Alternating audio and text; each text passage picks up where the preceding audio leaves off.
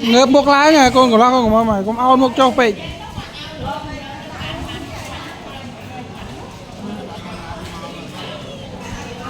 đã căn lối mới ok ban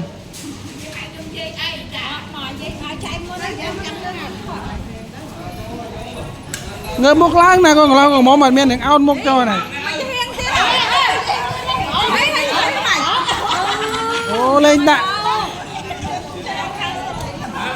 ở đây là pro không tập pin nhẹ lên châu nghe lấy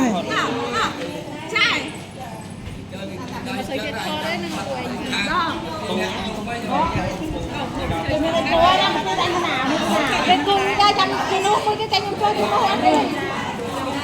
còn ăn không rồi kia này chơi giáo vậy này chơi chơi sống miệng hả miệng lạnh